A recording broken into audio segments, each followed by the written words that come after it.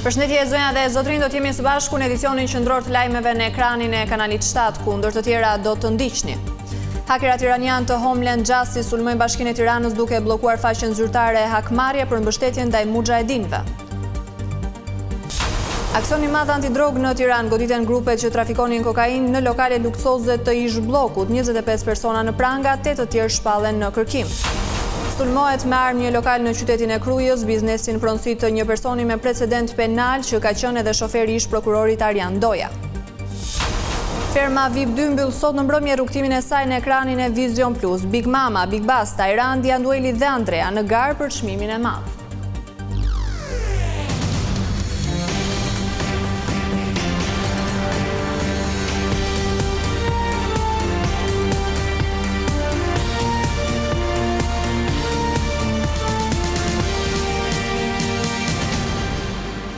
Vjemi gjërësisht me lajmet. Bashkia e Tiranës është sulmuar nga hakerat iranian të identifikuar me emrin Homeland Justice. Përpasoj prej disa orësh faqja zyrtare është jashtë funksionit. Hakerat bën me dije se sulmi është një hakmarrje ndaj mbështetjes që bashkia i ka dhënë anëtarëve të opozitës iraniane. Ata pretendojnë gjithashtu se kanë arritur të fshinë serverat e institucionit.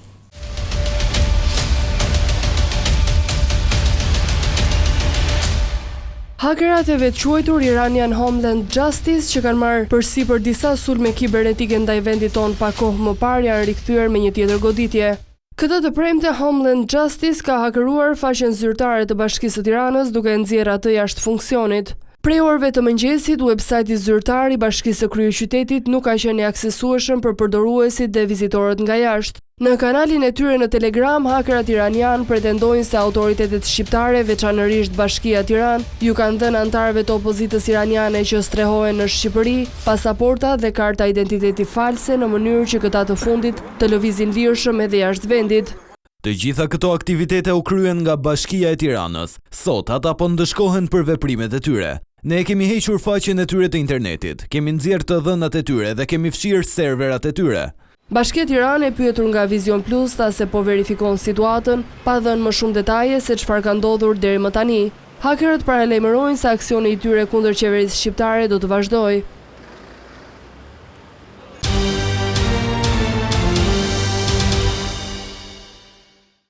25 persona u arrestuan dhe 8 të tjerë u shpallën në kërkim gjatë operacionit të koduar me emrin Bloku 33. Aksioni goditi 4 grupe që trafikonin dhe shisnin kokainë dhe heroin në lokale luksoze në qendër të Tiranës. Agjentët sekuestruan edhe lëndë narkotike, celular, automjete si dhe një sasi të madhe parash. 4 grupe kriminale janë goditur nga antidroga Tiranës ku prej disa muaj ishin në hetim pasi dyshohet se ishin të përfshirë në shitjen e lëndëve narkotike. Mega operacioni nisur nga Blut e Tiranës i koduar Bloku 33 ka arritur që të dokumentojë 33 persona të përfshirë në këtë veprimtari kriminale. 25 prej tyre janë arrestuar, ndërkohë 8 të tjerë janë ende në kërkim nga policia. Kryesisht grupet kriminale shpërndanin dhe shisnin drogë në lokalet më të famshme të zonës së ish bllokut. Në mesin e të arrestuarve janë banakjer dhe kamarier të këtyre lokaleve, pasi rezultuan të përfshirë në këtë aktivitet. Klientët e tyre kryesisht ishin personat e njohur dhe frekuentuesit e jetës së natës, jo vetëm në ish blok, por droga shitej dhe në zonat e tjera të Tiranës si në Selit, Shkolla Bashkuar e të tjerë. 2 vëllezërit arrestuar Durim dhe Artur Gurzi, ndërkohë vëllai i tretë është ende në kërkim, janë persona që siguronin kokainën dhe më pas e shpërndanin tek personat e tjerë të grupit. Gjatë kontrollit fizik të personave të arrestuar dhe kontrolleve në banesë, janë gjetur dhe sekuestruar afërsisht 2 kg kokainë, 450 gram heroin, 2 pistoleta, 29 celular, 6 automjete, 4 peshore elektrike si dhe shuma të mëdha parash në lekë dhe në euro. Ndërkohë antidroga e Tiranës po vijon hetimet për zbulimin e personave të tjerë të përfshirë në këtë aktivitet kriminal. Persona të panjohur qelluan me breshëri automatiku një lokal në Krujë, fatmirësisht pa shkaktuar viktima. Biznesi është në pronësi të një personi me precedent penal që dikur punonte si shofer ish prokurorit Arjan Doja në Durrës. Lokali Mund Vogëls që dikur ka qenë shoferi ish prokurorit Arjan Doja është sulmuar gjatë natës me breshëri plumbash nga persona ende të paidentifikuar. Ngjarjen e ka kallëzuar në polisi vetë pronari i lokalit që ndodhet në Krahas të Krujës. Fatmirësisht si pasojë të shtënave ka patur vetëm dëme materiale, në vendngjarje dallohen dhe shenjat e plumbave në xhamat e lokalit deri në banak. Autorit e armatosur mësohet se kanë qelluar nga rruga nacionale Krujë Fushkruj në drejtim të lokalit dhe hoteli që ndodhet mbi të, ndërsa grupi hetimor ka gjetur në vendin e ngjarjes 15 gëzhoja. Voga është një personazh i njohur për policinë. Ai ka shërbyer si shofer i ish prokurorit Arjan Doja, të cilin në vitin 2019 i u bë atentat, duke qenë në shoqërinë Aleksandar Lahos, i njohur si Rumi Shiakut. Ndërkohë Doja kandidoi këtë vit në siglin e Partisë Demokratike në zgjedhjet parlamentare të 11 majit dhe u zgjodh deputet. Në vitin 2017, Vogesi është vendosur një sasi eksplozivi në lokal, ndërsa në vitin 2018, ai është akuzuar si një nga persona që ka dhunuar avokatin Ilia në Durrës. Po ashtu Voga është arrestuar në janar të vitit 2020 nga policia e Tiranës për armbajtje pa leje, pasi udhëtonte me një mjet të blinduar dhe me fenelina, ndërsa në çantë u gjet një armë zjarri, pistolete tipit TT. Pronari i lokalit ka qëndruar i rezervuar gjatë marrjes në pyetje, pa dhënë detaje apo dyshime mbi autorit e mundshëm, ndërkohë burime pranë grupit hetimor bëjnë me dije se hetimet janë shtrirë në disa pista. Një ndër pistat kryesore që po shqyrtohet lidhet me një konflikt për çështje pronësie, megjithatë nuk jepen ende detaje të plota.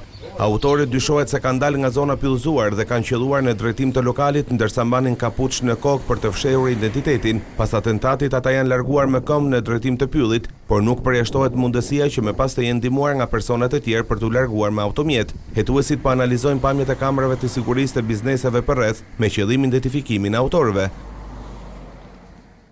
Seanca për kërkesën e Ilir Metës për t'u liruar nga burgu është shtyr për në datën 26 qershor. Ndërkohë prokuroria ka pranuar se njëri nga episodet e korrupsionit në dosjen e ish-presidentit ka rënë, por akuza ndaj tij qëndron. Një nga 6 episodet korruptive që e kanë çuar pas hekurave ish-presidentin e vendit Ilir Meta nuk qëndron. Kjo bë ditur nga mbrojtësi i tij ligjor Kujtim Cakrani, i cili sqaroi edhe për cilin prej momenteve në dosje bëhet fjalë. Prokurori e pranoi vetë në seancë që lobimi i Shtetit Bashkuar ka rënë si vepër penale për zotin Meta, pasi nga emailët që kanë ardhur te departamenti i drejtësisë apo fara, vërtetohet që zoti Meta nuk ka kryer pagesën 100.000 euro siç është thënë deri sot, por ka qenë një pagesë 15.000 euro dhe cila është ndërprerë më pas. Përmes burimesh, Vizion Plus mëson se në fakt kjo nuk nënkupton rrëzimin e akuzës së korrupsionit, por vetëm të episodit të mësipërm. Nëse Ilir Meta do të vendosë në dispozicion të gjykatës së posaçme një garanci pasurore në mënyrë që të lërë qelinë e paraburgimit, ku ndodhet prej 21 tetorit, avokati përgjigjet. Ne garanci pasurore nuk i vendosim do gjykatës se zoti Meta nuk ka pasuri. Ua kam thënë 100 herë dhe vazhdoj ta them. Janë zero pasurit e presidentit Ilir Meta. Pasurit në planetin Tok janë zero. Ju thash, vazhdoj të them, të marrin Elon Muskun, t'i çojnë në hënë që të gjejnë pasurit e zotit Meta, për të cilën është ndërtuar ai mal i madh i akuzave nga llumi i të gjithë llumit të kësaj shoqërie. Ju doni patjetër të thoni që zoti Meta ka pasuri. Këtë të premte, kryetari i Partisë së Lirisë Ilir Meta kërkoi që masa e arrestit në burg të hiqet. Mirëpo seanca dështoi pasi avokati i tij kërkoi kohë të njihet me aktet që SPAK depozitoi në gjykatën e posaçme. Ky vendim do të jepet në 26 qershor. Deputetët e rinj dhe pa eksperiencë të Partisë Socialiste nisën trajnimin në Akademinë Politike. Lektorë janë emra të spikatur të mazhorancës me një përvojë të gjatë në jetën politike, parlamentare dhe administrative. 39 nga 54 deputet socialist të rinj të dalin nga zgjedhjet e 11 majit do të ndjekin një shkollë verore për të përgatitur për sesionin e ri parlamentar në shtator. Fatmir Xhafa do të jetë lektori në këtë ditë të parë të Akademisë Politike. Për Fatmir Xhafën, puna e lektorit është kënaqësi që përçondije. Nuk do bëjmë mësim, dhe ata nuk janë zënës, janë kolegë të mirë, dhe siç ndodh në çdo lloj pune tjetër, dikush që ka një eksperiencë përpara mundohet t'ua transmetoj kolegëve. Në mënyrë metaforike, është kënaqësi për mua që do të takoj me kolegët e mi që do të ndaj 4 vjet në seancë. Megjithse nuk treguan për mësimin, deputetët e rinj cilësojnë këtë leksion si një mundësi të mirë për të përfituar eksperiencë politike. Është akademi dhe kam kënaqësinë me hen. Për mua janë të barabartë. Po një emër ndoshta? Të gjithë janë shumë mirë, s'kemi një të preferuar, që nga kryeministri që ishte i pari e deri tek i fundit. Kjo është një nisje shumë e mirë për gjithë ne për të marrë pak më shumë, se sigurisht askush nga ne nuk vjen nga hiçi. Kemi eksperiencat tona, si ato akademike, ashtu edhe ato të punës, si në sektorin publik, ashtu edhe privat, kështu që nuk kemi ardhur pa gjë. Moduli I parë që nis këtë të premte është roli I deputetit dhe etika përfaqësimit, ku lektorë ishin Fatmir Xhafaj, Erion Braçe dhe Niko Peleshi, ndërsa pas 2 javësh nis punën moduli I dytë funksionimi I parlamentit ku lektorë janë Atilda Gjonaj, Toni Gogu dhe Klotilda Bushkaj. Moduli I tretë është quajtur marrëdhënie ndërinstitucionale dhe ndërkombëtare, me lektor kryetaren e Kuvendit Elisa Spiropali, Adea Pirdeni dhe Olta Xhaçkën, ndërsa moduli I katërt lidhet me komunikimin politik, me lektor Tauland Ballën, Eduard Shalsin dhe Endri Fugon.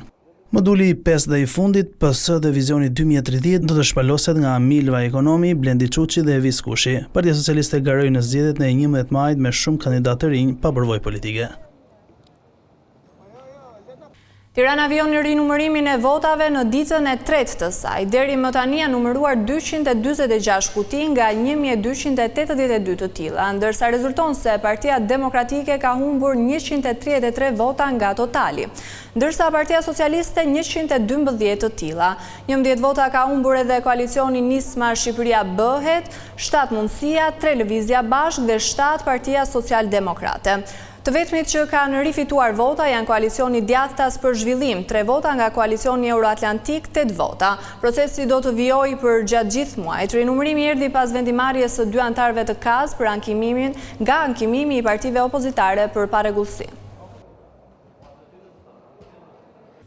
Pavarësisht qëndrimit të opozitës e zgjedhjet e 11 majit u vodhën dhe u blen, deputetët e Partisë Demokratike do të jenë në shtator në parlament. Kryedemokrati Sali Berisha ka përjashtuar skenarin e bojkotit, por ka siguruar se betejë nuk ndalet deri në garantimin e zgjedhjeve të lira.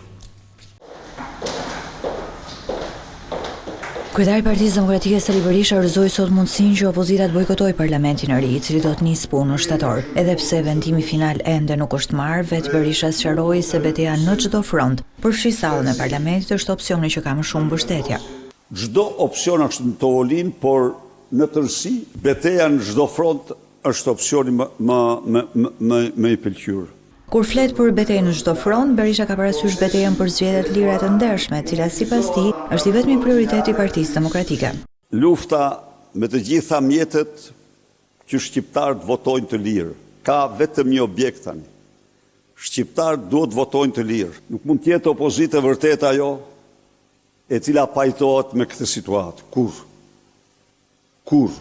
Aktualisht Partia Demokratike po punon për të evidentuar çdo parregullsi të procesit 11 maj. Sot në selinë e PD-s janë mbledhur drejtuesit politik, të cilët janë udhëzuar të verifikojnë pamjet e të gjitha qendrave të votimit për të kuptuar çfarë ka ndodhur ditën e zgjedhjeve. Pak ditë më parë, Partia Demokratike publikoi pamjet e qendrave të votimit në Elbasan, ku dukeshin qytetarë të cilët plotësonin 2 apo edhe 4 flet votimi.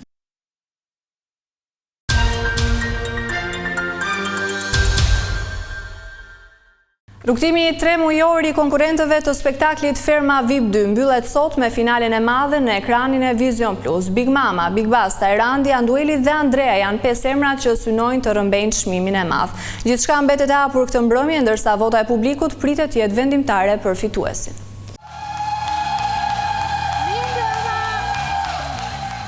Sot në mbrëmje spektakli I shumë ndjekur Ferma VIP 2 përmbyll edicionin e tij të dytë me një finale të jashtëzakonshme që do të transmetohet live në ekranin e Vision Plus dhe Tring, duke nisur nga ora 21. Pas gati 3 muajsh qëndrim në izolim dhe sfidash të përditshme, reality show më I ndjekur I sezonit në Shqipëri mbërri në pikën kulmore me 5 finalistë në garë për çmimin e madh. Big Mama, Big Basta, Erandi, Andueli dhe Andrea janë emrat që kanë arritur të sigurojnë një vend në finale, të përzgjedhur përmes një kombinimi votimi nga publiku dhe sfidash gjatë spektaklit. Të 5 finalistët kanë spikatur gjatë qëndrimit të ferm për karakterin, përballjet dhe mënyrën si kanë rezistuar sfidave të formatit. Finalistët vinë nga fusha të ndryshme dhe I kanë sjellë diversitet dhe dinamika të veçanta këtij sezoni. Big Mama ka qenë një nga zërat më të drejtë për drejtë dhe të angazhuar në ferm. Big Basta u dallua për qetësinë dhe balancën në debate brenda grupit. Erandi solli shpesh nota humori dhe spontaniteti, ndërsa Andueli dhe Andrea u karakterizuan nga një qasje më reflektuese dhe strategjike, duke fituar mbështetje të gjerë në publik. Ky prodhim I Vision Plus ka sjellë ndërthurje të jetës rurale me karakterin emocional e social të personazheve të njohur, të cilët hoqën dorë përkohësisht nga komoditeti I jetës së përditshme, duke u përshtatur me një mënyrë jetese të thjeshtë. Mbrëmja e sotme pritet të jetë mbushur me performanca dhe surpriza. Për të mos harruar rolin decisiv që do të luajë publiku për fatin e 5 finalistëve në rrugën drejt fitores, televotimi i hapur prej së hënës mund të ndryshojë gjithçka. A doni miq? Finali e sotme shënon mbylljen e një tjetër sezoni të suksesshëm, ku publiku u bë pjesë aktive e ngjarjeve brenda fermës, duke ndjekur nga afër zhvillimet, përplasjet, momentet e reflektimit dhe krijimin e lidhjeve të reja mes konkurrentëve.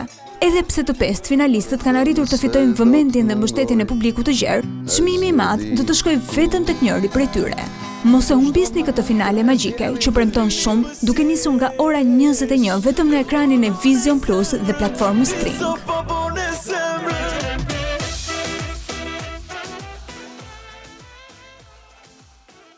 Dhe këtu kemi përfunduar me lajmet, unë ju falenderoj për vëmendjen, bashkë mirupafshim.